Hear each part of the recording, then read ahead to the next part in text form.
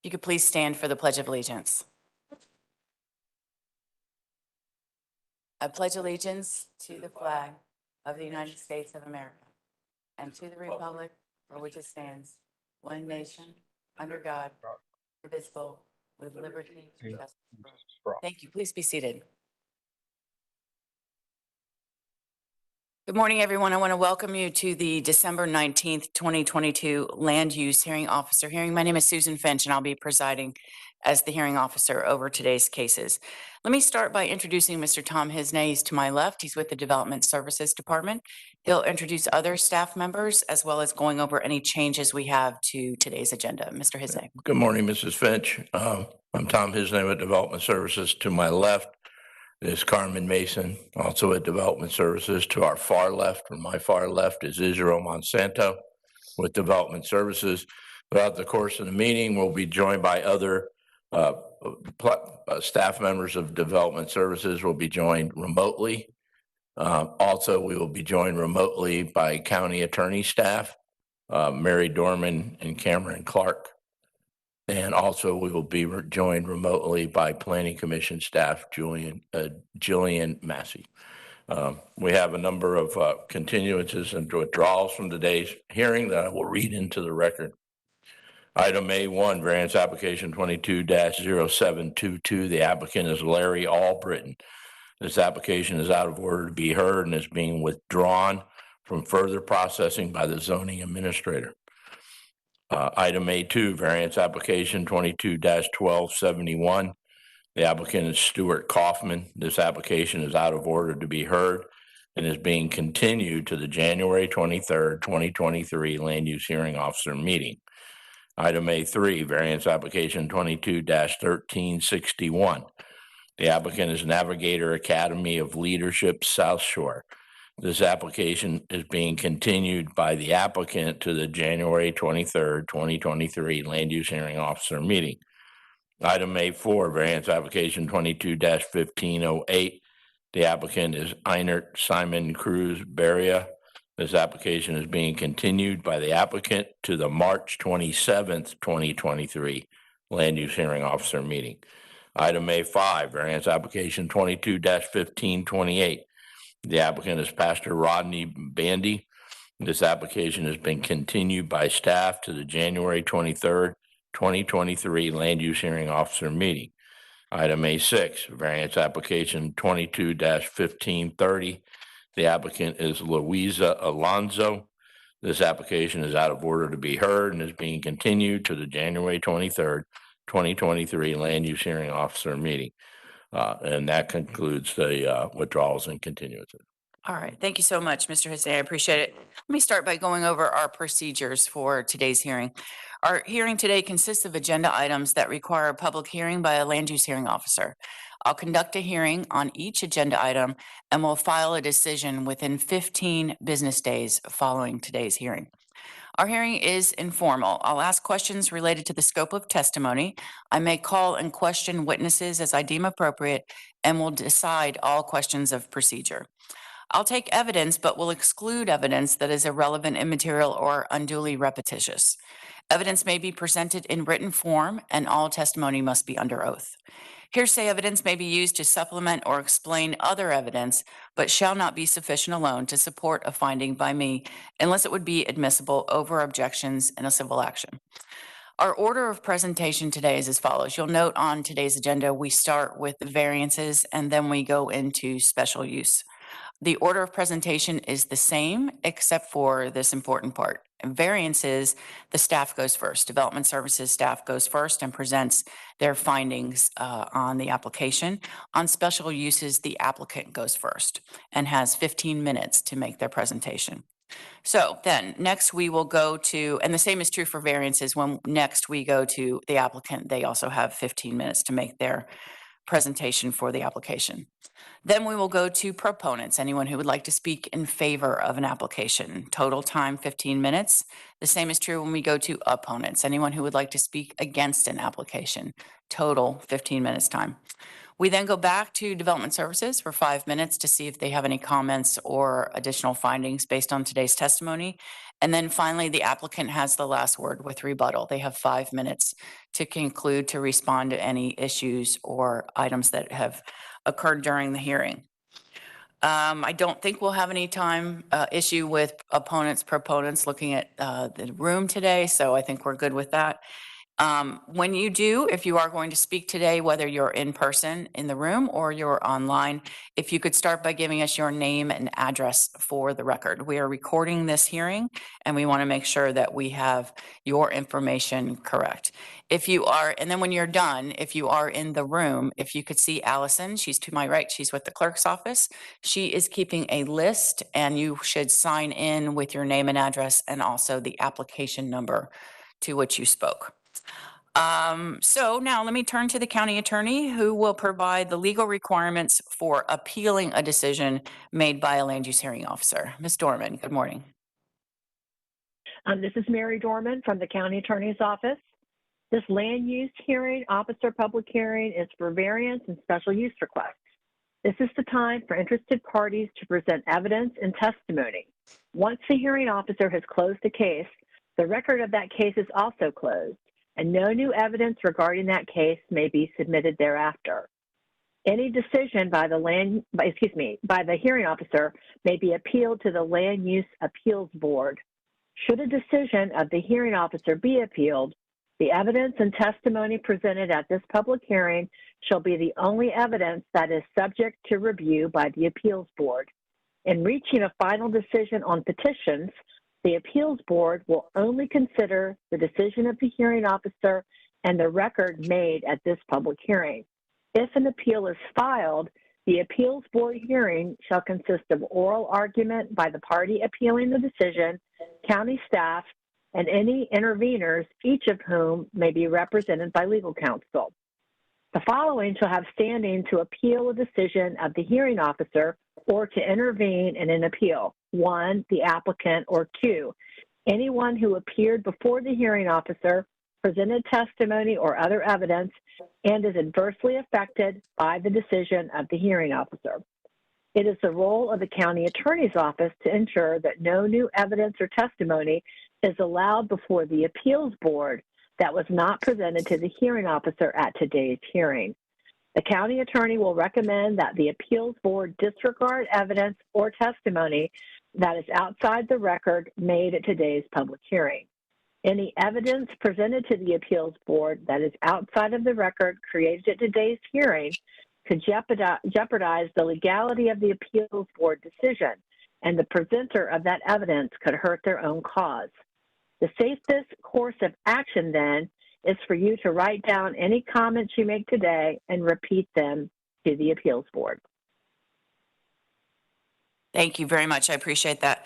As I mentioned, all testimony must be under oath. So if you are in the room or online, if you could please stand and raise your right hand so I can swear you in.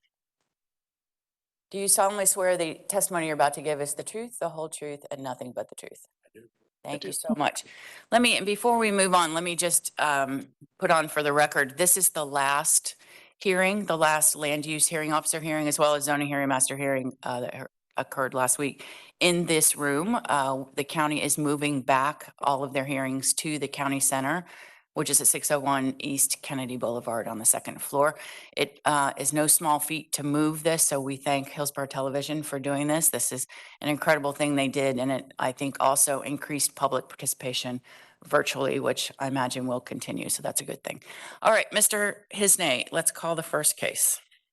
All right, we have no vested rights cases, excuse me, no fee waiver cases, no remands, no reconsiderations, no site development variances, no sign variances, which then takes us to section H of our agenda, which are the general variance requests.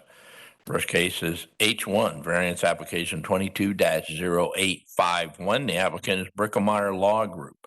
They're requesting variances to the Citrus Park Village Development Standards. Staff findings will be presented by Israel Monsanto. Good morning. Good morning. Israel Monsanto Development Services. The applicant today is requesting variances from the requirement found in the Land Development Code, Section 310 of the Citrus Park Village Development Standards. This site is located south of Eldrick Road and it's also east of the Upper Tampa Bay Trail. The site is more or less 12 acres in size. The site is within the Citrus Park Village A6, A1, and A2 subdistricts, and is mostly vacant today. The applicant intends to develop this site with a multi-family residential project. The Citrus Park Village's development regulations requires specific design standards, including block pattern, building placement and orientation, building design, street design, and street connectivity ratios, among others. The project will be adding an internal driveway to serve as an access to the multifamily units, which is the blue line here in this proposed site plan. Per the submitted site plan, the project would not be meeting the building orientation, block pattern requirements, street design, and connectivity ratio. In order to accommodate the proposed project designs, therefore, variances from the Citrus Park Village standards are needed. All other requirements of the Citrus Park will be met. In summary, there are 4 variances. The first variance is to the block pattern. The requirement is that new development shall occur in a block pattern, and each block shall be rectangular in shape and framed by public streets on at least 3 sides. There are also the maximum length of 650 feet. The variance today is to eliminate this requirement for the rectangular shape and the block of the frame and the block to be framed by public streets. This will result in a project that will not have the block pattern with a rectangular shape with public streets framing the blocks. The project would consist rather of a one-way private driveway loop with a public access easement. The second variance is to street connectivity. New streets within the project shall achieve a connectivity ratio of not less than 2.0. Citrus Park Village states also that for purposes of this regulation, the connectivity ratio is the number of street links divided by the number of nodes. In this case, the project will only have one link, which is the blue color, and no nodes. The variance is to eliminate the requirement of the connectivity ratio. The result is that the connectivity ratio will be undefined and therefore will not be met. The project would consist again of a single private driveway and a network of sidewalks with public access easements. So all these lines, the line in red, would consist of a public, sidewalks with public easement to cross all over the site. The third variance is variance to street design. New streets and improvements of existing streets, excluding regulated roadways as defined in the Hillsborough County Comprehensive Plan, shall conform to the design standards established in the Citrus Park Village Part and the Transportation Technical Manual, cross-sections, and design criteria for traditional neighborhood developments, identified as TND street designs. Development shall comply with standards for roadway access in the Transportation Technical Manual. The variance today is to vary the design standards of new streets and improvements of existing streets, as established by the Citrus Park Village standards and the Transportation Technical Manual, cross-section, and design criteria for TNDs per the Land Development Code.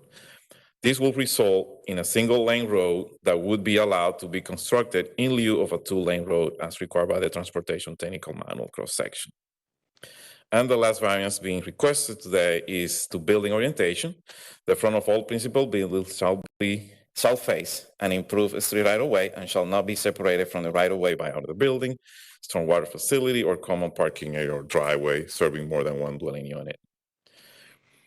In this case, the variance is to allow the front of buildings not to be facing improved right-of-way. There will be a number of blocks that would consist of buildings not facing an improved right-of-way, and buildings will be allowed to face a courtyard.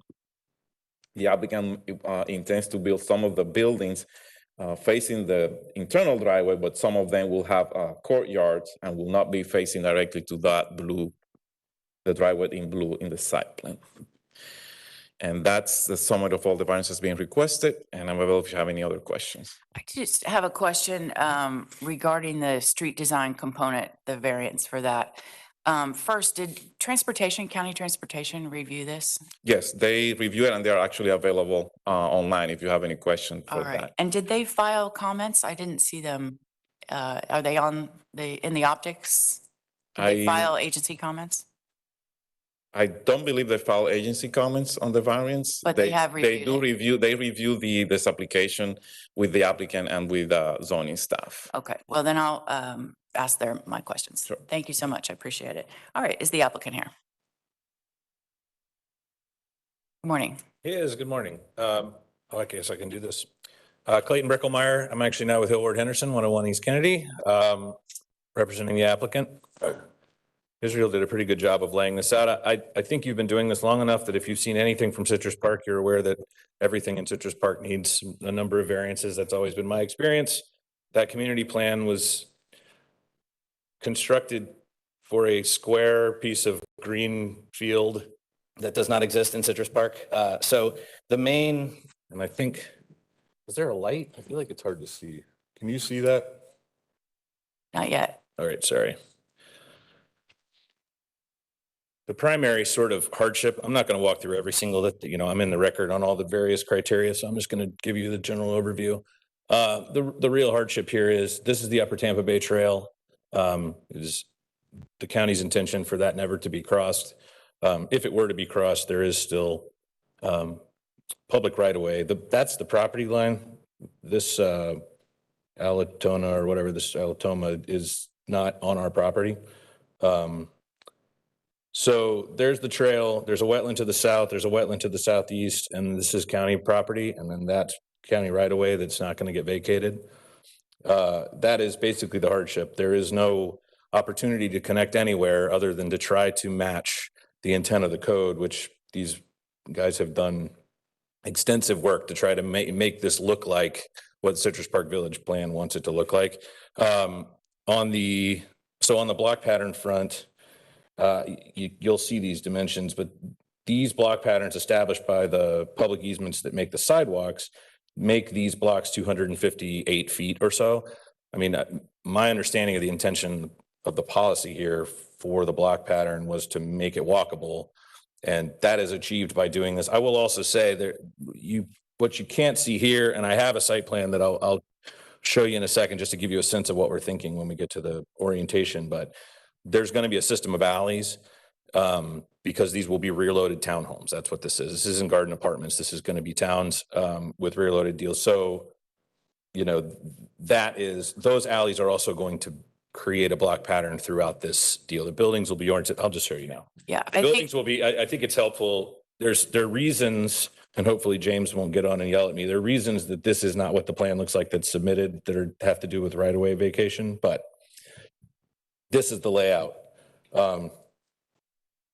Here, can you see it? Yeah. I And can. so what's hard to see is, for example, this block, the front doors are here.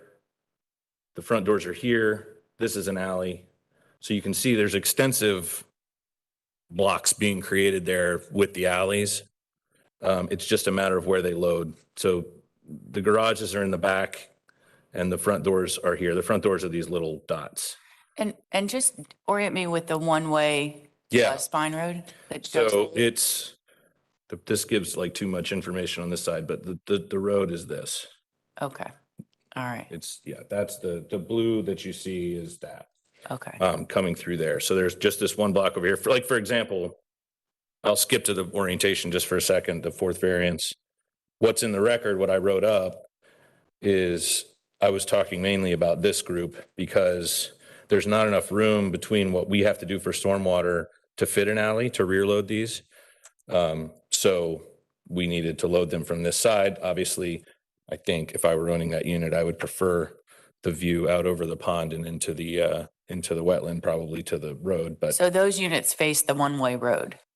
these units here, actually, the front door is on the back side. So you would rear load and I see. the front door, and you can see it, it's faint on this exhibit, but there's actually a sidewalk that runs along the back that's also going to be, just to make sure everybody can get, because transportation was real specific about making sure everybody got picked up on the sidewalk network.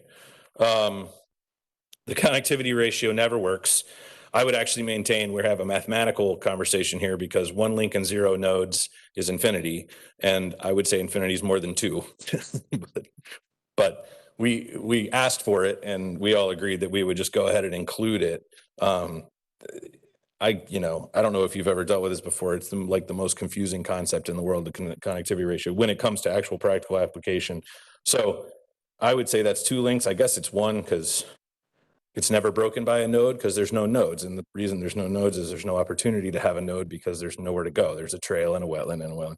So I hope that one's clear. On the street design front, the variance we're asking for, I think, I mean, the hardship is the hardship, you know, just the location hardship.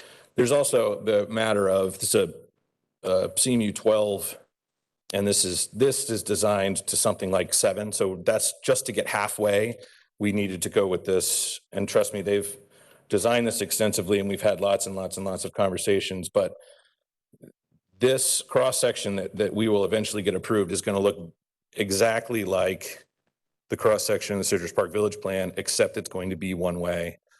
And it'll have a public easement. It won't be, because they won't accept it. So how many, 7 is the units per acre you're at? Yeah, that's Okay. sort of the ballpark where we are. We're nowhere near 12 is what I'm saying. And so that was sort of just a design imperative to try to get any kind of density close. And we do have Dave Fuchson's here. He can speak if you want to get granular. He's way better qualified to discuss sort of granular cross-section stuff. But just so you know, we as recently as 9 o'clock this morning, we've been talking to the county engineer. This variance would allow us to vary from the strict street design standards that are in the Citrus Park Village Plan, and it sort of confers the ability to the county engineer for him to be able to sign off on something that's doing the best that we can, and we are. And I just messed the Elmo up. That was street design, and then the orientation. I think that, you know, that's the fourth one, and that's what I will use this to show you. That the way that it laid out the best was to orient these things mostly north and south. The front doors do look over courtyards. These front doors obviously look over an amenity center, and load in the rear. And that's just the best way it laid out. And so and my experience, it's funny, we just did one in the city, same team. And anytime you get anything that's kind of 3 levels deep, the orientation, you're just going to start preferring for the units to overlook. This really is, that requirement is really picturing sort of a single row of things. And once you start doubling up rows, it just makes more sense. It's nicer, frankly. It's a better design to do it this way. That is all I have. I hope that made sense. We're available for questions. I have the team. I have and Dave Fuchson is here. And I know James is on the phone if you have any questions. We've all had lots of conversations. I do. So the bulk of my questions pertain to the street design Okay. and the safety component of that one-way street. And first of all, all the arrows point out to the road. So I'm assuming there'll be a choice. There'll be a defined one-way, and questions of signage and things like that. So that's why I asked Mr. Monsanto about if transportation had worked on this. So let me hear from Mr. Fuchson. Yeah. And I those I even things. printed out his submittal for it. Good How are morning. you? I'm good. If you give us your name and address for the record. David Fuchson, Fuchson Engineering, 15018 Marine. Oh, the microphone is not on. If you press the red button right there, or the button that has the person on it. Bang, sorry. Perfect. David Fuchson, Fuchson Engineering, 15018 Marine Cove Lane, Odessa, 33556. So, Mr. Fuchson, first, the one-way street in terms of compliance, I know that does not comply with the county's technical manual. And so that's the reason for the variance. So if you could just walk me through how that was chosen to one-way, why that's necessary as opposed to a two-way street, and then your interactions with the county's transportation staff. Certainly. There are some constraints on the available width for the corridor. And so that's one reason for trying to eliminate a lane and going with a one-way. Second, it was perceived that it would be safer. There are a lot of bicyclists who are in the area, and and people park a lot in a lot of places and unload their bikes. It was on Alloway Street, and that had some reasoning to decide on the one-way loop. to try to control people from the outside because they're going to be able to use this one-way loop. And it was conceived that the one-way loop would help to control people from the outside on where they would put their cars and where they would unload their bikes. Plus, we thought it was a nicer looking section, not as wide as the sections that are typically approved for Citrus Park Village. And there's still some on-street parking, mainly for guests, because each of these units has a 2-car garage. There's also some diagonal parking on either side of the amenity center. And again, these spaces can be used for people from the outside, not just people who are visiting residents in the community. I'm sorry to interrupt, but is your point that the one-way discourages people from the outside going into park? Doesn't discourage them. It has a better flow so that they know where they can park. And again, that's not the overriding concern, but that was a concern. Is there an overriding concern? The main one is the space constraints, being able to get a reasonable amount of density, and it wasn't perceived that the 2-way traffic was absolutely necessary. Okay. All right. Thank you. As far as the interaction with staff, Oh, yes. I had filed a design exception months ago, received some comments, but the staff and I wanted to wait till this hearing was closer before I resubmitted, which I've done so. They have not reviewed it yet, but I will work diligently in getting that approved in the next couple of weeks. Okay. Thank you for those Thank- comments. I you're appreciate it. welcome. If you could please sign in with the clerk's Will do. office. All right. Mr. Brickmeyer, if it's okay, well, I'll go to Mr. Ratliff Yeah, that's fine. to get his comments. Mr. Ratliff, are you available? Yes, hi. Are you able to hear me? Yes, I can. Thank you. Hi, yes, for the record, James Ratliff with the Transportation Review Section. We did review the application and worked very closely with the applicant and Israel Monsanto with zoning section. So this plan does reflect everything that we work towards in order to get this plan to be as compliant with Citrus Park Village as we could. So you'll notice the public easements that that are noted that are going to be over the one-way loop road, as well as over the sidewalk network in order to kind of create that CPV compliant block structure. So does that provide pedestrian connectivity? Those easements? Correct. Okay. Correct. That will allow the public. They're going to be privately owned and maintained facilities, but the public will have the right to walk over those sidewalks or drive over that one-way loop road. Again, because as you heard from the applicant, there's constraints with the Tampa Bay Trail on the west side, and then there's wetland and environmentally sensitive areas all around it. There, it's really less in this context about being able to drive through the site somewhere else, but you could walk through the site. And so it does provide that permeability from a pedestrian perspective that the Citrus Park Village Plan is looking for. All right. And finally, if you could just, if you can, from what you reviewed and worked with the applicant, this plan satisfies the county's issues and concerns regarding safety for one-way streets and pedestrian travel? Yes, we did work with the county engineer on that. My understanding is that conceptually that this is definitely something that is approvable. It's simply that we could not actually get the county engineer to issue an approval until the variance was issued because of the strict reading of the CPV requiring a typical section that's within the transportation technical manual, and there is no one-way typical section. But conceptually, we are on board with the one-way typical section. It will require signage, special signage to be installed, and that's something that we will review and make sure gets put in for safety reasons at the time of site and construction plan review. All right, that's what I needed. Thank you so much for your time. I appreciate it. Mr. Brickmeyer, I have one more question. If you could, I was just looking at the aerial. This is a large, not contiguous piece of property. So if you could just orient me, if you have that aerial, where you are, and then answer what will happen to the rest of the property. The rest of the property. So all I have to show you is this. Which rest? To which direction? So is to the, oh, so you don't have an aerial? No, I don't. All right, maybe, But which direction? And we can. Mr. Monsanto, can you pull up an aerial for us? An overall? Just, it's the zoning map has the aerial on it. That's what I'm looking at. And it appears that there are several parcels to this, correct? I think you're looking at, I mean, there's a parcel that on the west side of the trail. Israel Monsanto Development Services.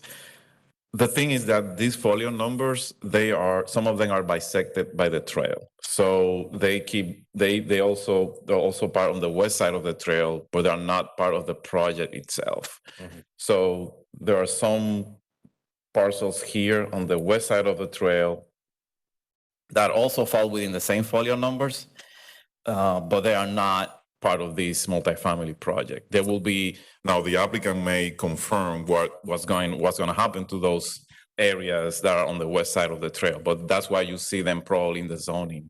And on the zoning map, there's a significant area that's red and labeled the application site. So that was the intent of my Yes. question.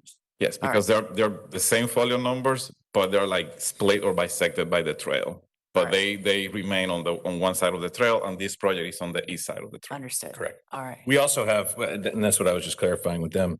This property does go all the way around the pond. To a certain extent, it's just wet all the way Right. around. Okay. So, So it's- it appears that way from the wetland. I just yeah, want it's not developable on east of what you're looking at. Okay. I think that answers my questions, unless you had anything further. Great. I do not. All right. Thank you so Thank you much. very I much. appreciate it.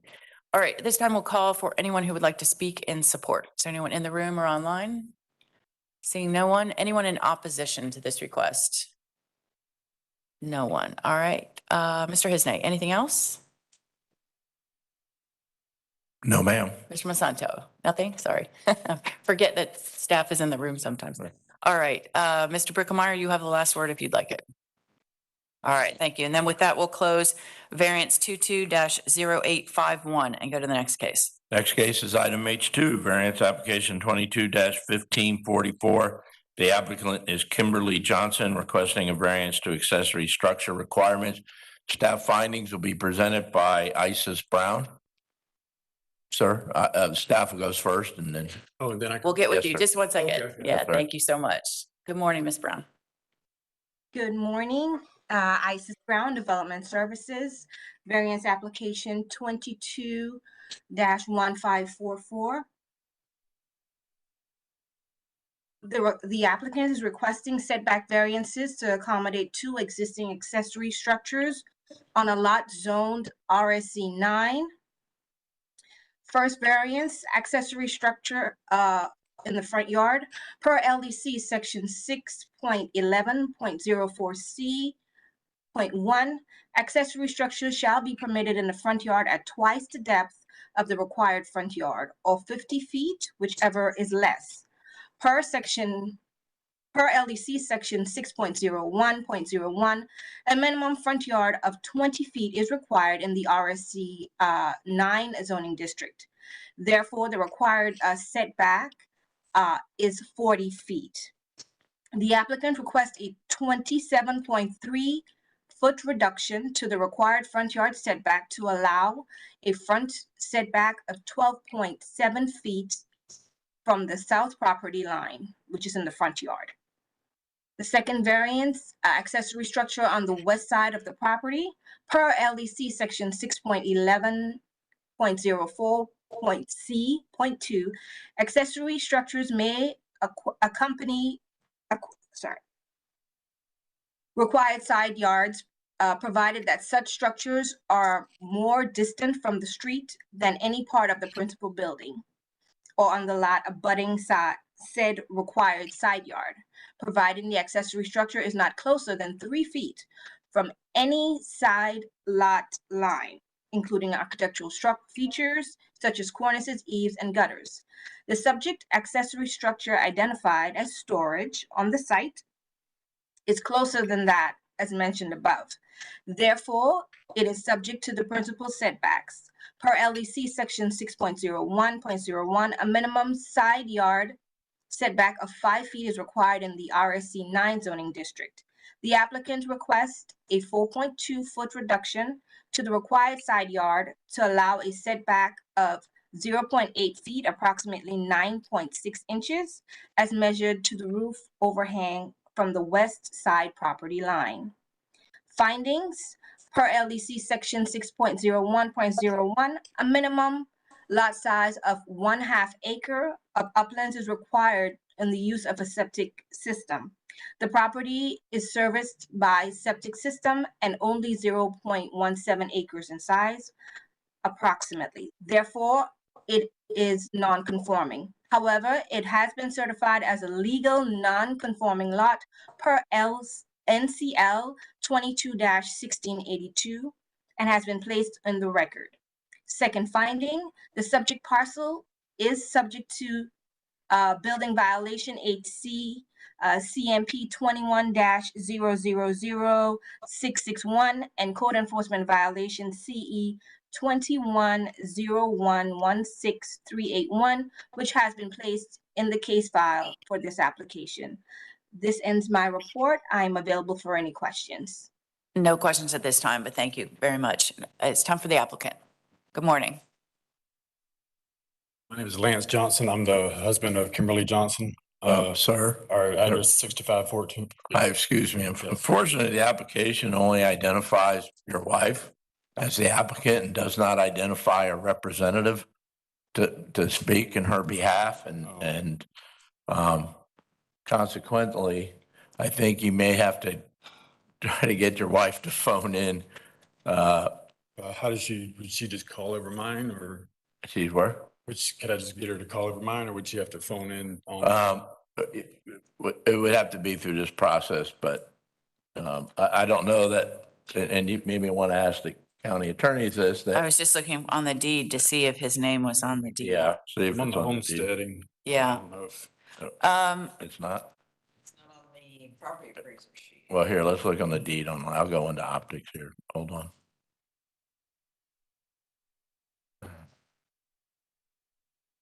Well, there's a deed in optics. Yeah, so the deed in optics only identifies Kimberly Ann House, yeah, we've been married since then. right? So, So unfortunately, sir, since you're not a designated rep, unless, what we can do, well, it's up to the hearing officer. Let's have Ms. Dorman weigh in, the county attorney, if she's available. Good morning, Madam Hearing Officer. I agree with the statements already made by Mr. Hisney. Would it be acceptable for his wife to call in and give her consent for him to testify on her behalf? I believe that she's supposed to designate him as a representative.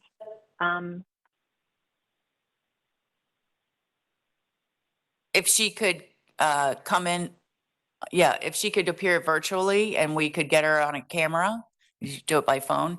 But we'd have to see her face, I believe. Is that correct, Ms. Dorman, to assure, as we do anyone who appears That's virtually? That's correct, Madam Hearing Officer. Okay, so if that's possible, maybe you can work with our HTV. We'll just continue this for a moment and go to the next case and then see if we can get that so you don't have to come back next month. Yes, sir. Yes, sir. All right, so with that, let's hold variance 221544 to address the representation issue, and we'll go to the next case. Okay, so we're now going to move into the special use section of the agenda, which is section J. First special use is item J1, application 22-0836. The applicant is Vobra Altador. The request is for a 4 COP alcoholic beverage permit to require separation waivers. Allow me to point out on the agenda, it says 4 COP RX, but it's in fact a 4 COP. Thank you. Well, hold on, let me double check that. I might, let me double check that. I might have misspoken. Give me a second.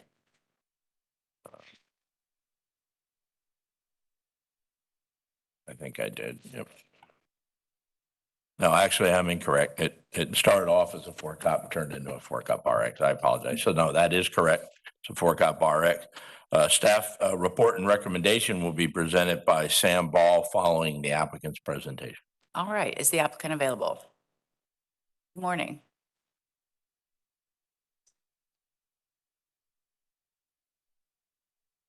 How are you? If you could start by giving us your name and address, please. Good morning. My name is Voby Altador. And my address is 5310 Orient Road, Tampa, Florida, 33610. Thank you. I'm Saiz Tadamy. I'm sorry? I'm Saiz Tadamy. Thank you. Are you at the same address? Yes. Okay, thank you so There we much. go. You just tell us a little bit about why you're requesting. He is requesting the licensing because he's reusing old pizza stop. So the negative on it is it's a backyard that's 32 feet away. Right there is a vacant, it's like vacant right there, and it's like a broken wooden fence. He's willing to add landscaping there. Also, he's gonna will make like a patio, and he's willing to have noise control, no music on the patio, have his outside close at a certain time. So it would be weekdays, it would close at 9 p.m. And on the weekends, it would close at 10 p.m. on the outside. And then in the inside, it'd be 12 on the weekdays, 2 p.m. on the weekends. All right. He's willing to add screening, 24-hour camera system to ensure safety. And then also, it's going to be mostly food sales more than alcohol sales. Okay. Have you talked to the neighbors that are Yes. back there? Did you have any, when you mailed out the notices, or if you talked to them, did you have anybody No, with ma'am. any problem with it? No, ma'am. All right. Is that everything you wanted to say? Also, he has at least 100 seats as well. Perfect. All right. Thank you all very much. If you could please sign in with the clerk's office. All right, Development Services. Good morning, Sam Ball of Development Services. The applicant is requesting a distance separation waiver for a 4COP RX alcoholic beverage development permit to allow for the sale and consumption of beer, wine, and liquor on the permitted premises, only in connection with a restaurant where at least 51% of the restaurant's total biannual sales shall be derived from the sale of food and non-alcoholic beverages. Additionally, the restaurant must have a patron seating capacity of at least 100 seats and a gross floor capacity of at least 2,500 square feet. The wet zoning is sought by an existing cafe and bakery at 5310 North Orient Road. The proposed wet zone area is 2,969 square feet in size, which is 2,404 square feet is indoor and 565 square feet of covered outdoor area, which is shown on the revised wet zones survey stamped and received on November 22nd, 2022. The property is zoned commercial general, which permits the proposed use in consideration of the requested alcoholic beverage permit. The LDC requires that the distance from the proposed structure to residentially zoned property shall be 150 feet. According to the survey submitted by the applicant, the request does not comply with this requirement. The proposed wet zoning is 32 feet from residentially zoned property to the south, which is developed with single-family homes. The applicant is requesting a 118-foot waiver to the required 150-foot separation from the residentially zoned property to allow a separation of 32 feet. The applicant covered what their case fairly well, so I'm going to skip to the rest of staff findings. LDC section 61111E3 provides for approval of separation waivers where there are special or unique circumstances where the alcoholic beverage use applied for does not have significant impacts on the surrounding land uses and certain circumstances negate the necessity for specified distance requirements. Staff concurs with the applicant's justification regarding the distance waiver request from the zoning district. The nearest single-family zone property is located 32 feet south of the proposed wet zoning footprint and is now developed with a row of single-family homes which face south away from the subject property. Additionally, the rear of the homes are separated from the restaurant property by a 6-foot-high wooden fence. The pedestrian and vehicular route of travel from the entrance of the restaurant to the driveway of the nearest single-family home is approximately 52 feet in length. The Land Development Code permits the sale and consumption of alcoholic beverages on Monday through Saturday from 7 a.m. to 3 a.m. the next day, and on Sunday from 11 a.m. to 3 a.m. the next day. The applicant has advised staff that he will cease the sale and/or consumption of alcoholic beverages in the outdoor seating area no later than 9 p.m. on Sunday through Thursday and 10 p.m. on Friday and Saturday. Additionally, he will cease the sale and/or consumption of alcoholic beverages in the indoor area at midnight on Sundays through Thursdays and at 2 a.m. on Fridays and Saturdays. The subject property is occupied by an existing restaurant, and the wet zoning is limited to the restaurant use. Therefore, the sale and consumption of alcoholic beverages poses a nominal increase in the intensity of the host use. The sale and consumption of alcoholic beverages will be subject to more restrictive hours at night than what's allowed by the Land Development Code. Additionally, no music will be allowed on the outdoor patio. For the reasons discussed or presented, staff finds the proposed wet zone does not pose significant impacts on the surrounding land uses, thereby negating the necessity for the prescribed separation requirements. Therefore, staff finds the proposed 4COP RX alcoholic beverage permit to be approvable, subject to the recommended conditions that the sale and/or consumption of alcoholic beverages on the outdoor patio shall cease at 9 p.m. Sunday through Thursday and at 10 p.m. Friday and Saturday. The sale and/or consumption of alcoholic beverages in the indoor area shall cease at 12 midnight Sunday through Thursday and at 2 a.m. Friday and Saturday.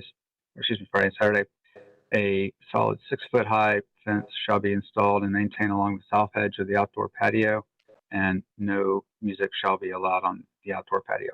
That concludes my presentation. All right. Thank you, Mr. Ball. I appreciate it. All right. We'll ask for anyone in the room or online that would like to speak in support. Seeing no one, anyone in opposition to this request? No one. All right. Anything else from county staff? No, ma'am. Anything from the applicant before we close? All right, thank you. Then with that, we'll close special use AB 22-0836. I understand we have the gentleman's wife on the phone, so we'll go back to the prior application. I believe we have Kimberly on. Kimberly, could you go ahead and tap your screen and enable your camera and microphone? All right, let me just open for the record variance 22-1544. And we'll go to Ms. Johnson, who is listed as the applicant. If you could just let us know that, state your name and address, and then assure us that your husband is, you are okay with him representing you in this variance application. Yes, my name is Kimberly Johnson. My address is 6514 East 23rd Avenue, Tampa, Florida 33619. And I do give my husband permission to speak on my behalf. All right, thank you for that. I appreciate it. So, sir, with that, we've opened the case back up for the variance. So if you could just, again, give us your name and address and your presentation. Yes, my name is Lance Johnson, 6514 East 23rd Avenue, Tampa, Florida 33619. Thank you. And yes, I don't really know what I'm doing, so. They'll put it up for you. Sorry. Yeah, if you just leave it there, they'll show it in just 1 second. There you go. All right, we are asking for the front yard setback for the shed, the storage structure in the front. One of the reasons why we had it placed there in the beginning is that, like, right here in the front yard, there's two. I have 3, 4, 5, 6, 7, 8 very large grandfather oak trees and surrounding the entire property.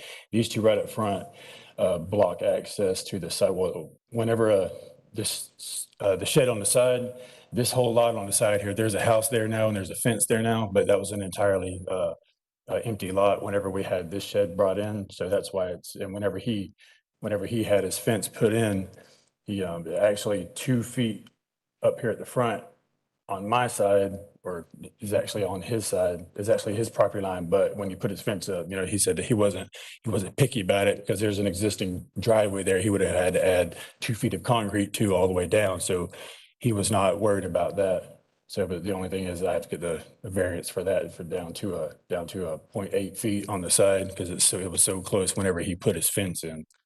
And yeah, but and when the fence went in, it blocked access to do anything else with this shed because the people who put it in there, they can't even access it because of these 2 large oak trees. I have pictures on my phone that I'll get to in a moment. But on the right side of is that the west side?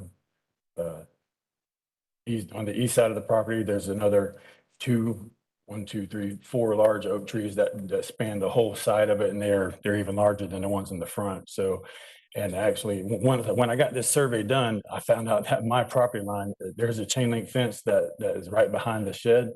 5 feet to the front is actually my property line, but my wife's grandfather, he used to own most of the street. So whenever he started putting houses in, he just did what he wanted to and put things where he wanted. So that's why we're having a lot of the problems we're having now, even with the nonconformity with the septic. But so we're unable to get access to the backyard, and even at that, the entire backyard is the septic. The septic is right on the back corner of the house, and then the rest of the entire backyard, just on the inside of all the oak trees, is drain filled. So even if we could get it to the backyard, there's nowhere to put it, and they can't put it up on a hill, and it can't rest on top of the drain field. Sir, let me advise you, I'm sorry to have one more thing to say, but we are not able to have you show photos from your phone because they can't be submitted into the I record. submitted all these as well. Oh, they are in the Yes, record? they are And they're the exact same photo? Yes. Okay, yes, go all ahead. of these. Go ahead. Okay, so here's a picture of the shed on the side. As you can see, there's the fence, and it was an empty lot.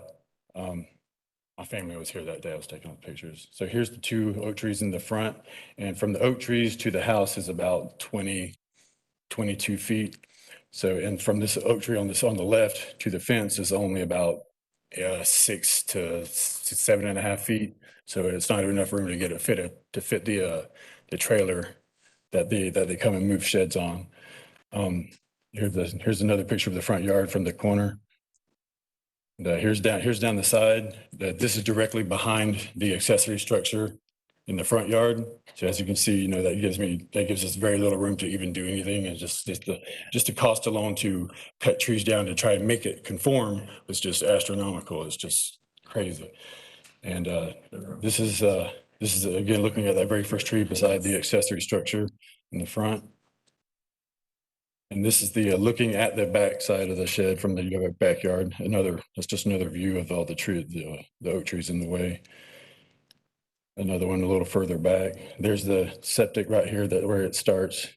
And this is the septic tank right over here, right on the left-hand side of the AC unit. There's three lids there. And then the entire, where my kids are back there, that entire back thing is a raised drain field. So out of all of it, there's nowhere to even get it in there. It's all uneven ground. Nor could we put anything on top of it to begin with. And this is looking at the back side of the other shed.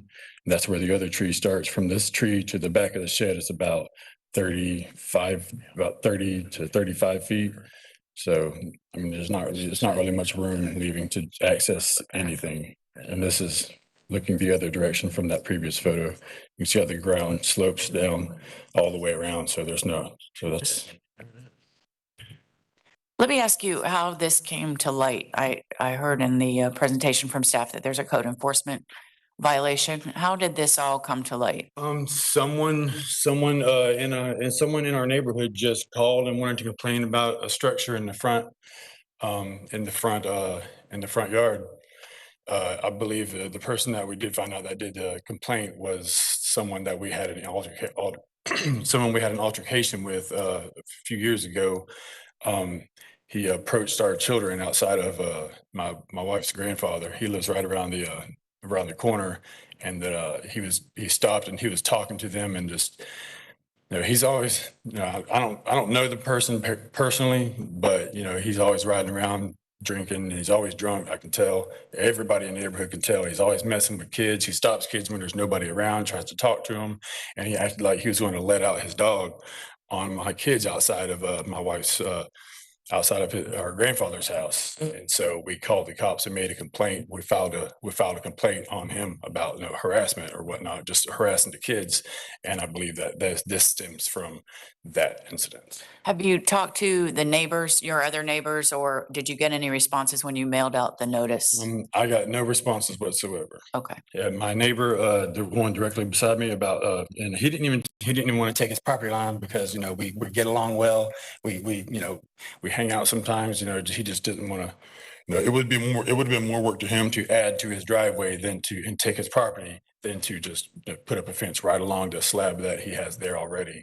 And he said he couldn't make it today, so him just not being here would be the best he could do to help me out by not objecting to anything. So, but yeah, no one's called, no response, no, there's a sign in the front yard. So I thought at least somebody might come positively or negatively, but no one's complained other than this one time someone complained about it. Understood. All right. Thank you so much. I appreciate it. If you could please sign in with the clerk's office. All right. Is there anyone in the room or online that would like to speak in support? Anyone in favor of this application? Seeing no one, anyone in opposition to the request? No one. County staff, anything else? Yeah, I'd just like to point out the staff report that you'll find in optics is the same as the one that was in the backup. However, there was an additional bullet that was added to it regarding the height of the two structures. And I believe they're like 12.5 feet in height.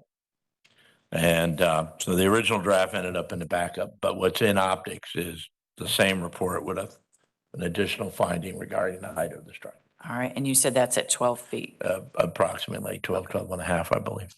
for both structures? Yes, ma'am. That, well, according to the applicant, and he can confirm that on the record Okay.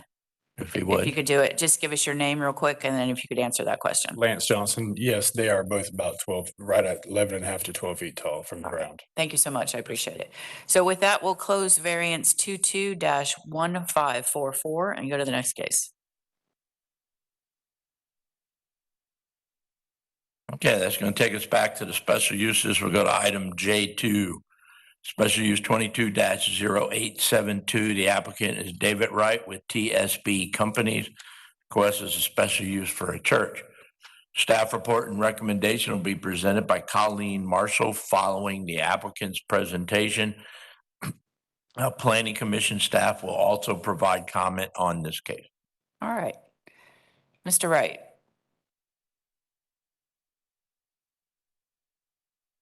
Is Mr. Wright online? Typically he is.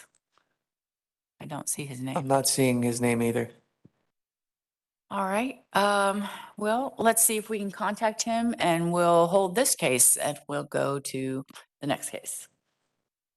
All right, next application is item J3, special use 22-1019. The applicant is APC Towers III, represented by Matt and Nia John. Request is for a special use permit for a wireless communication facility. Staff report and recommendation will be presented by Colleen Marshall. Following the applicant's presentation, Planning Commission staff will also provide comment on this case. Good morning. Good morning. I'm Matt Tanaya John, 935 Main Street, Suite C4, Safety Harbor, Florida 34695. I have a PowerPoint presentation I'd like to direct your attention to. Okay. I come before you today with staff recommendation of approval to construct a 199-foot tall monopine style communication tower support facility at 3120 North Dover Road in Dover, Florida. The parent property is developed as a tomato packing plant. The monopine will be located in the southwest center of the property, just to the south of the western building of the packing plant facility. Next slide, please. Understood. In all maps that I show you today, up will be north, unless I state otherwise. So our zoning is CG. You can see that as the highlighted purple parcel. You can see to the west of us is CG. The north is CN, as well as the CSX main line to the Bowen Valley in Polk County. To the south of us is a mix of uses, AS1, RSC2, RSC6, as you move towards the intersection between Dowling Downing and Dover. And then off to the east is a mix of CG and RSC6. Next slide, please. This is the future land use map. The entirety of our parent parcel is within OC-20, as is the other side of Dover Road. Next slide, please. The monopine is allowable on the parent parcel subject to special use review. What actually has tripped us is the special use review, triggered it, is the fact that we are within 250 feet of that ASC1 district. Otherwise, we would be a completely administrative conditional use. A monopine is a type of communication tower that employs tree-type camouflaging techniques. It's pre-engineered to the Florida Building Code as well as the National Tower Code, the TIA Standard H at this moment, to support both the antenna and top-end loading equipment, as well as pre-engineered branches that are foliated. They sway in the breeze. It's designed to withstand wind events and the like. This one, all right. The antennas will be mounted externally. They'll be painted green. If necessary, the foliated stalks will be placed over them. They'll be on head frames within that canopy. This is an example monopine. Your code presumes flagpole, bell tower, clock tower, and tree-type camouflages to be compatible in this zoning district. So that's why we're going with the tree-type camouflage. Otherwise, I'd be asking for a waiver. Next, please. This is just an aerial of the Dover area, and the parent parcel is highlighted in red. There's a red star on there provided by the property appraiser's office. That is not the location of the tower. But please proceed to the next slide. The green arrow points to approximately where the tower will be located, just south of that western building. Next, please. So the packing plant stays, everything stays? Yes. Okay. And to the south of us is actually grass parking for the packing plant. So like the tomato trucks and the like stay there. We're actually, that's where we're going, is the northern end of that grass part, the area that's currently being used as grass parking. I see. Thank you. All right. Again, this is the packing plant. You can see the eastern building, the western building will be to the south of that western building. The area to the west of the western building is actually a stormwater detention pond, which is why I'm not up there applying for a conditional use instead. Next, please. Again, the arrow just helps orient. Next. And finally, we have our close aerial. And as you can see, as we move through here, the packing plant itself is generally unfoliated, but as you extend off into the commercial districts around there, and then on the residential street grid, you have mature vegetation that helps to break up view sheds. There's some properties that will have visibility of this, of course. You can see some of the houses along Downing Street don't have trees in their front yards, but it does help with buffering, and we meet the code required separation for compatibility in that we provide 100% tower height setback or greater. Next, please. Next, please. This is just the sheet C1 from the plans that you have on record showing our setbacks. We meet all code required setbacks. We'll also be providing an opaque fence at the base to buffer the base equipment. Next, please. This is the residential separation radius as I have applied it through Google Earth. So it's not a survey, but it does get us close. And as you can see, we provide the spirit of the code. Technically, the 100% tower height setback doesn't apply to the property because of the width of Downing Street, but we do meet or exceed the spirit of the code for the residential separation. Next, please. And I'm just pointing to my residentials. To the north, we have 184 feet of, to the north, we have 511 feet of separation to the nearest residential structure. To the south, we have 303 feet to the actual structure. To east, we have 535 feet to the actual structure. And I didn't count the west since it's functionally triangular. Next, please. And we'll just get through these arrows. Next, please. This is the sheet C3 or C4 of the plan set that you have on file. And again, that shows it's a monopine. It will be designed to support up to 4 carriers. I apologize for the typo. It says AT&T at the top of that tower. It is T-Mobile who has requested this site. Over on the right-hand side is sheet C4 showing the compound layout. Your code encourages co-location and towers being designed to support co-location to reduce the overall need for towers. that has been complied with. We've also provided an affidavit making the 3 available co-locations available at market rent rates, and we've sent out the code required colo offer letters. Next, please. Next, please. Now I'm just working through my photo simulations. So for my first photo simulation, it's from 3207 Wheeler looking south, and you can see the CSX main line in between us, and then you get to the commercial uses to the south. Next, please. And here's the after. And as you can see at this distance, the vegetation in the residential street grid is capable of fully buffering. It also, from a bulk and scale, from a scale perspective, comes down to more in line with what you see with such as the power pole to the right. Next, please. This is from Dover Road looking west, and you can see our packing plant in the foreground. Please click next. And you can see this is one of the more visible areas, but again, you have a tomato packing plant in between, and we meet the objective standard for compatibility. Next, please. This is to the south, right at the fence line. You can see some of that trailer parking there in the lower right left-hand corner. Next, please. And again, this is just visibility from Downing. Next, please. And then this is from the southwest along Downing Street looking northeast. Next, please.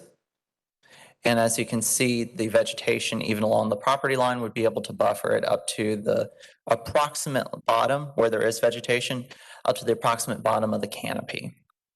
Just a little bit short of it. Next, please. Now moving through the RF package, you have this in your record, so it will be available for your review, but just for some highlights, next. This is a replacement site.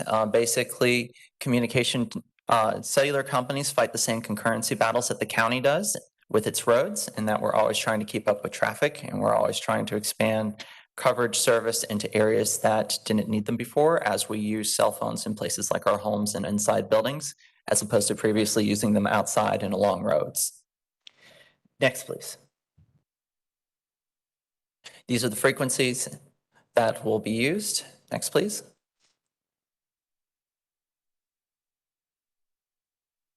All right, so currently we're showing the current coverage in the Dover area with the old tower. And again, this is primarily a capacity site, so capacity doesn't map, but we're showing the current coverage footprint. Next, please. Green is reliable and yellow is unreliable. The red circle was highlighting where we were trying to shore up the service. Next, this is without any towers. And again, capacity does not map. Next, please. And then here's with our proposed tower. You can see the coverage footprint expands. And again, what can't be mapped is that there's a lot more travel lanes essentially for electronic traffic. Next, please. These are the neighboring handoff sites, and this RF package was reviewed by your county expert, Omnicom Group, and they have concurred that there is an RF need for this site at this height. Next, please. This is the capacity charting, and you can see without B41 is basically those extra travel lanes that they provide. That's an extra bandwidth frequency that they use for advanced 4G and 5G service.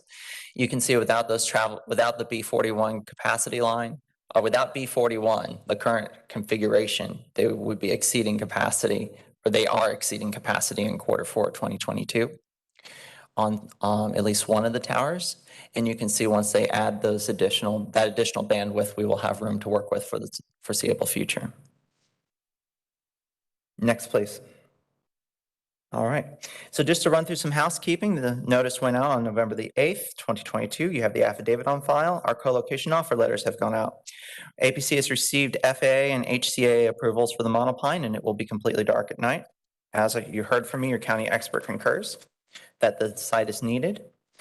There is one person who submitted a letter of objection. They're located at 3015 Doverfield Lane, or at least to my knowledge, unless there's been late coming. They're 0.3 of a mile away, so they're far outside the compatibility radius for communication towers.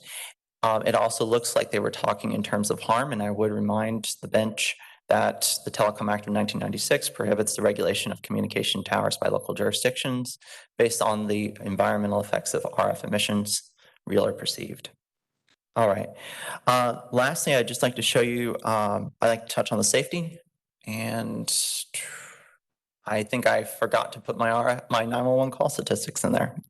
I would assert to you, for what it's worth, that 84% of all 911 calls received by the Hillsborough County Sheriff's Office in 2018 came from wireless phones. I do believe I have a copy in the record, but if I don't, then please feel free to disregard it. I will save you having me go through the special use factors. We do adopt and incorporate by reference staff's proposed conditions of approval for the tower. And with that, we would respectfully request that the LUHO grant approval of this tower as shown in the application and presented in your expert staff's report with their proposed conditions of approval. I'm available for any questions you may have. No, you covered my questions. Thank you so much. If you could please sign in. Yes, ma'am. All right, we'll go to Development Services, please. Good morning, Colleen Marshall, Development Services. The request today is for a special use permit for a proposed wireless communication facility with a 199-foot antenna tower with tree-type camouflage located on commercially zoned property at the northwest corner of Downing Street and Dover Road. The proposed wireless communication facility exceeds the minimum setback requirements in LDC Section 61129D2. Within the CG zoning district, tree-type camouflage is presumed a compatible camouflage structure type. The proposed tower is camouflaged with tree-type camouflaging in accordance with this requirement. The proposed communication facility meets all land development code requirements. The applicant has not sought any waivers to the regulations contained in Section 61129 or any variances to LDC requirements. Additionally, the applicant has agreed to provide a minimum 6-foot tall opaque fence to visually screen the tower compound from the residential development located to the south across Downing Street, which has been reflected in the conditions of approval. No agency objections were received by staff. Staff recommends approval subject to the conditions contained in the staff report. Be happy to answer any questions. No questions at this time, but thank you. All right, we'll go to the Planning Commission. Hi, good morning, Madam Hearing Officer. This is Jillian Massey with your Planning Commission staff. The subject site is located in the Office Commercial 20 Future Land Use category. It's in the rural area and it's not within the limits of a community plan. The OC20 surrounds the site on all sides of the subject site. Residential 4 is located further south, east, and north of the site, and Residential 1 is located further south of the site. The proposal is not encroaching onto residential uses that are located to the south, thereby meeting the intent of the Neighborhood Protection Policy Direction under the Future Land Use Element Objective 16 and Policies 16.1, 16.2, and 16.3. The proposed special use also meets the intent of Future Land Use Element Objective 9 and Policy 9.2 and Future Land Use Element Objective 46 and Policies 46.1 and 46.2 that require telecommunication towers and facilities to be in areas with compatible land uses and adhere to all local, state, and federal laws.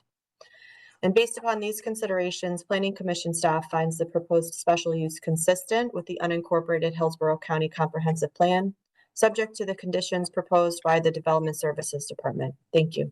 Thank you. I appreciate it. All right. Is there anyone that would like to speak in support of this application?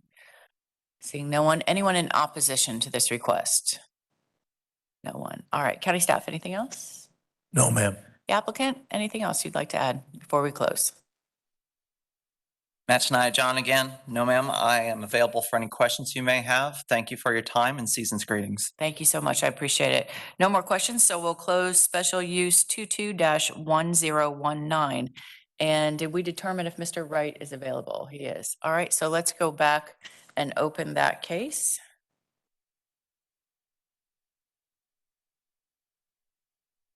So, Mr. Hisnett, you want to call it?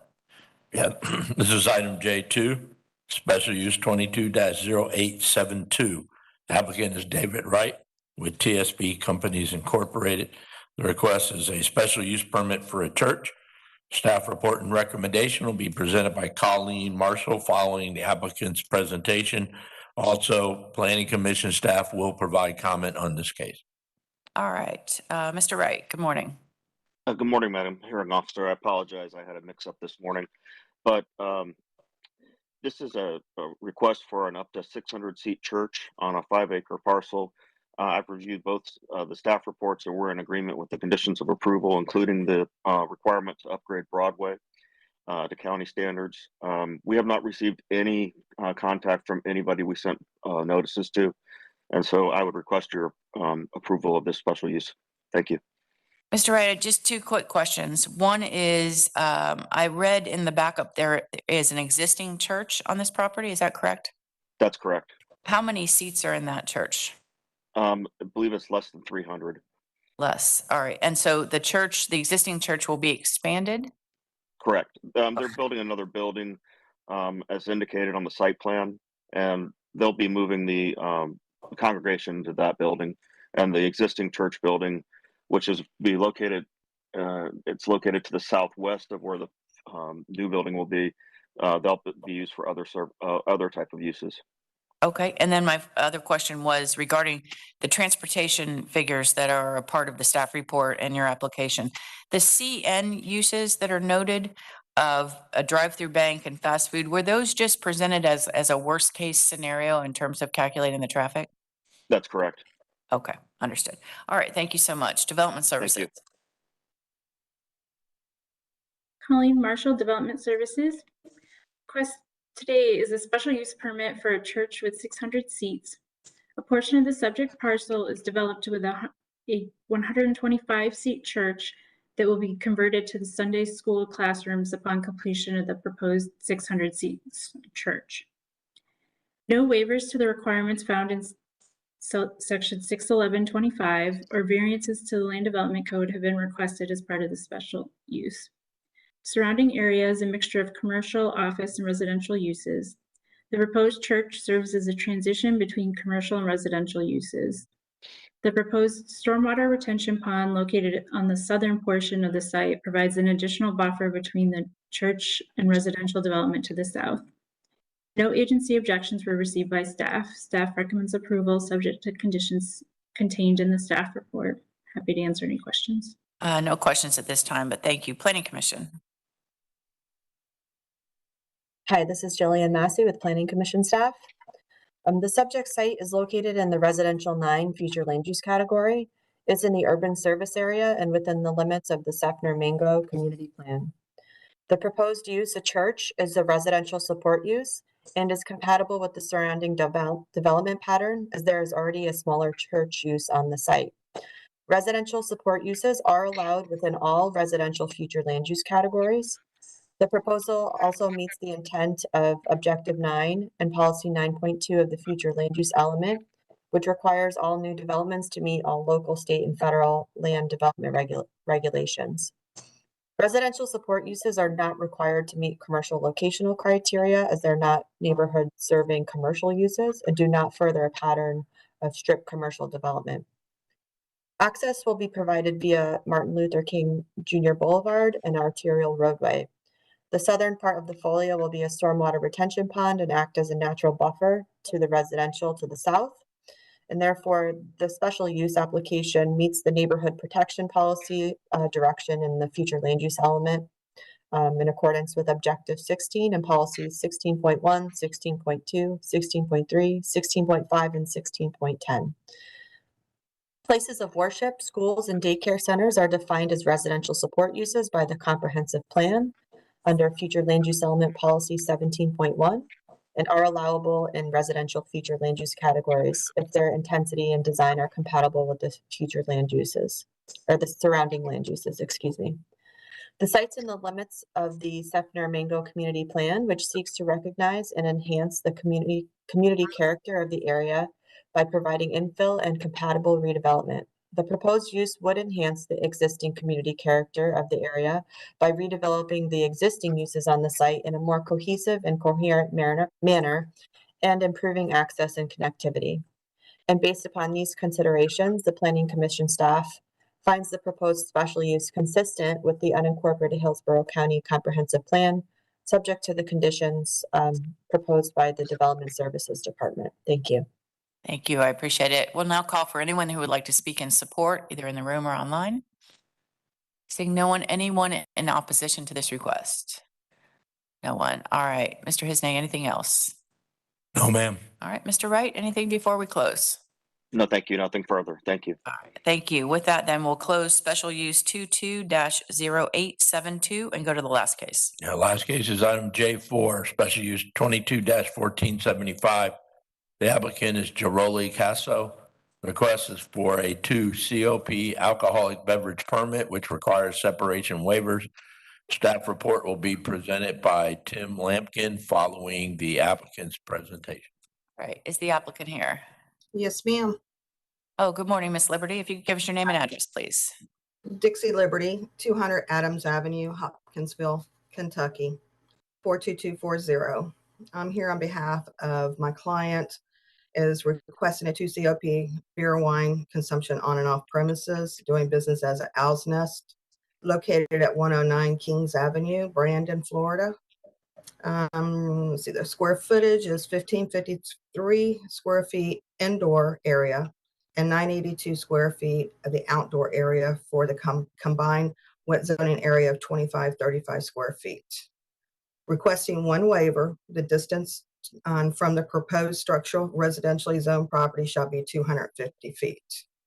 And we're asking, it was 118 feet from the property zone RMC 20 developed with multifamily units, asking for 132 feet. Due to the, to get to the residential from the property, you must go out to Kings, go south down Kings Avenue to go across Kings Avenue, head back north and go on down. And it's like 750 feet. So it's well over the 250 feet that is required. Also, there is a 6-foot wooden fence. I like to add to that. And also there is a concrete fence down Kings Avenue also. Is there anything else? No, I didn't have any questions. So does that complete your presentation? Yes, ma'am. All right. Thank you so much. I appreciate it. Development Services.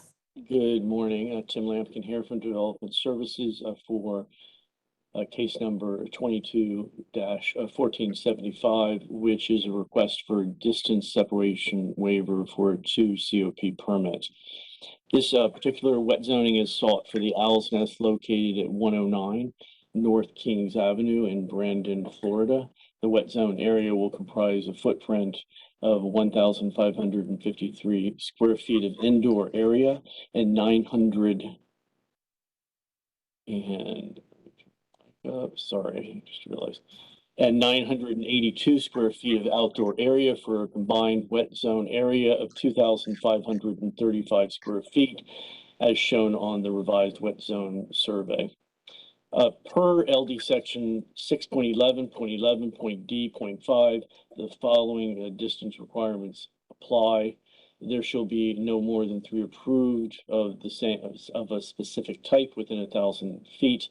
The request does comply. The distance from the proposed structure to certain community uses shall be 500 feet. The request does comply according to the survey submitted by the applicant. Lastly, the distance from the proposed structure to residentially zoned property shall be 250 feet, and this proposed wet zoning does not comply. There is a residentially zoned property within 250 feet of the proposed wet zoning. The applicant requests a 132-foot reduction to the required separation distance, and the applicant has provided a justification. Staff finds that pursuant to section 6.11.11.e.3, which provides approval of separation waivers where there are special or unique circumstances where the alcoholic beverage use applied for does not have significant impacts on surrounding land uses, and certain circumstances negate the necessity for the specified distance requirements. The proposed wet zoning is approximately 245 feet from the nearest building in the multifamily development for which the waiver is sought, and more than 325 feet from the rest of the buildings. Staff finds the vehicular access driveway for the multifamily development on North Kings Avenue to the northwest of the proposed wet zoning is gated with restricted access. The community's primary access driveway on Brandon Boulevard is approximately 1,200 feet from the proposed wet zoning. Staff also notes that safe pedestrian travel from the proposed wet zoning to the multifamily development requires walking south to the intersection with Brandon Boulevard to utilize the crosswalk to cross North Kings Avenue, then proceeding northward for a total distance of approximately 900 feet. And additionally, access is restricted.